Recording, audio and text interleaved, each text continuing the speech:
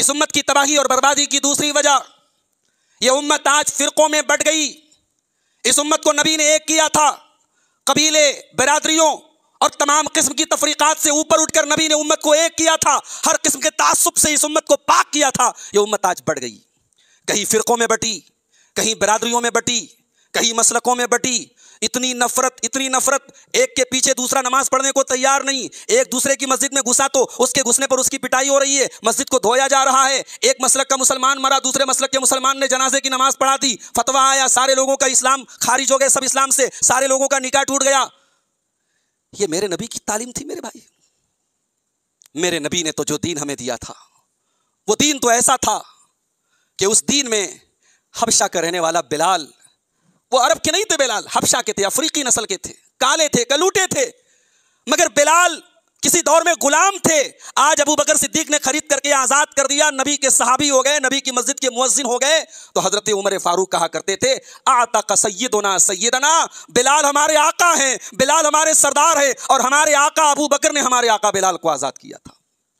اسلام تو وہ دین ہے میرے بھائی، جس دور میں غلاموں کو جانوروں کے برابر سمجھا جاتا تھا، نبی کے صحابی بلال کو حضرت عمر فاروق اپنا آقا کہہ رہے ہیں۔ یہ اسلام ہے۔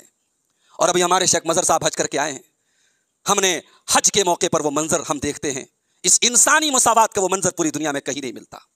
افریقہ کا کالا، یورپ کا گورا، انڈیا پاکستان کا اردو ہندی بولنے والا، زبانیں الگ ہیں، قبائل الگ ہیں، نسلیں الگ ہیں، لینگویجز الگ ہیں، سب کی ایک ڈریس ہے، سب کی زبانوں پر ایک اللہ کا نام ہے، لبیک اللہم لبیک کی صدائیں ہیں، ایک اللہ کی بارگاہ میں رو رہے ہیں، گڑ گڑا رہے ہیں۔ یہ منظر پوری کائنات میں کہیں اور دیکھنے کو نہیں ملتا۔ اور علامہ اقبال کہتے ہیں، بندو محتاج و غنی ایک ہوئے، تیرے دربار میں پہنچے تو سبھی ایک ہوئے۔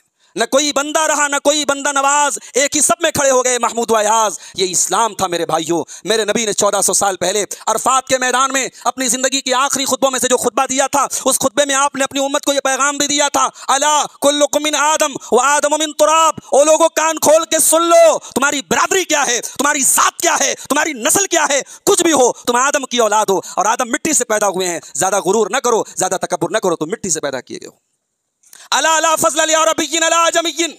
اے عرب والو، کہیں تمہارے دماغ میں یہ غلط فہمی نہ پیدا ہو جائے، ہمارے بیچ میں اللہ کا آخری نبی پیدا ہوا تو ہم بڑے معزز ہو گئے۔ کسی عربی کو کسی عجمی پر کوئی فضیلت حاصل نہیں، کسی عجمی کو کسی عربی پر کوئی فضیلت حاصل نہیں، کسی گورے کو کسی کالے پر کوئی فضیلت حاصل نہیں۔ اگر فضیلت ہے اللہ کے ہاں تو تقویٰ کی بنیاد پر ہے۔ نبی نے ایک کیا تھا، ہم بٹ گئے صاحب۔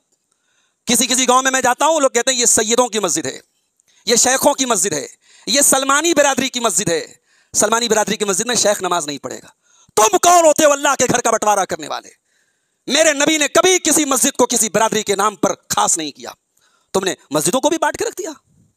بہار میں ایک جگہ میں نے سنا، اخبار میں نیوز بھی آئی تھی، ایک گاؤں میں شیخوں کے جانے کا راستہ الگ ہے، انصاریوں کے جانے کا راستہ الگ ہے۔ شیخ کے راستے سے انصاری نہیں جا سکتا، انصاری کے راستے سے شیخ نہیں جا سکتا۔ یہ برادری واد، یہ کاسٹزم ہمارے دین میں کہاں سے آ گیا میرے بھائی؟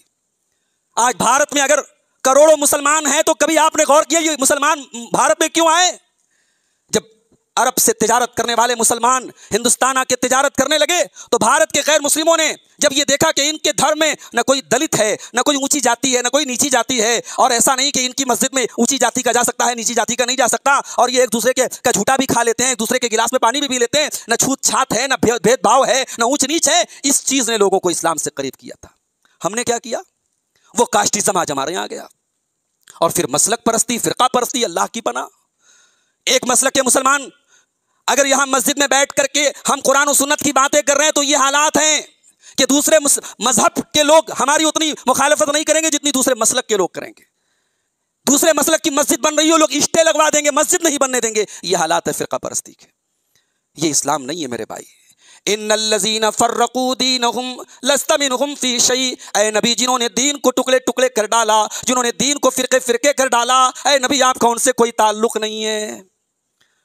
اختلاف کرنے والوں سے نبی کا کوئی تعلق نہیں، لیکن یہ بھی کان کھول کے سن لو، اختلاف تو ہے، اس اختلاف کا حل کیا ہے وہ حل بھی ہمیں قرآن و سنت کے اندر بتا دیا گیا۔ آؤ سارے اختلافات کو حل کر لو۔ اسلام نے تمہارے لیے ایک سپریم کورٹ طے کر دی ہے، اسلام نے ایک سپریم کورٹ طے کر دی ہے، اپنے سارے جھگڑوں کو آ کر کے اس سپریم کورٹ کے اندر حل کر لو۔ کون سی سپریم کورٹ ہے؟ فلا وربك لا يؤمنون حتى يحكموك فيما شجر بينهم ثم لا يجدوا في انفسهم حرجا مما قضيت ويسلموا تسلیما۔ اے نبی یہ لوگ ایمان والے نہیں ہو سکتے، آپ کی رب کی قسم یہ مومن نہیں ہو سکتے جب تک اپنے سارے جھگڑوں کو آپ کی عدالت میں لا کر کے، محمد رسول اللہ کی عدالت میں لا کر کے حل نہ کر لیں۔ آؤ سارے جھگڑوں کو نبی کی عدالت میں آ کے حل کر لو۔